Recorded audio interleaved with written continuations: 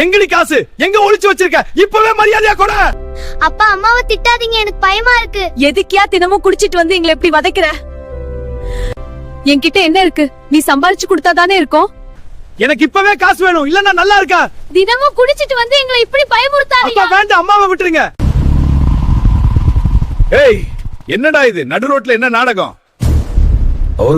ஏண்டா ஒழுக்கமா குடும்பம் நடத்த தெரியாத உனக்கு எது கூட பொண்டாட்டி புள்ள இப்படி நடு ரோட்ல நிக்க வச்சு ஒரு பொண்ணு அசிங்கப்படுத்துறது உனக்கு அவமானமா தெரியலையா? ஒரு பொண்ணுக்கு பாதி வாழ்க்கை அம்மா அப்பா பாதுகாப்பு, மீதி பாதி அவன் நம்புற கணவன் மட்டும்தான் பாதுகாப்பு. கல்யாணத்துக்கு முன்னாடியே சிந்திக்கணும். நம்மள நம்பி ஒரு பொண்ணு வந்துட்டா அவளை நல்ல முறையில காப்பாத்த முடியுமான்னு.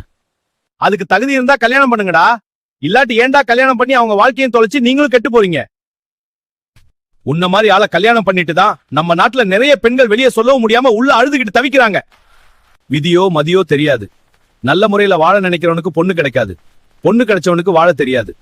பொண்டாட்டி என்பதெல்லாம் கடவுள் கொடுத்த வரம். நல்ல முறையில வச்சு வாழுங்க. ஒரு ஆண் சரியா இருக்க வரைக்கும் எந்த பொண்ணு தவறு செய்தில்லை. ஏதோ சொல்லணும்னு தோணுச்சு.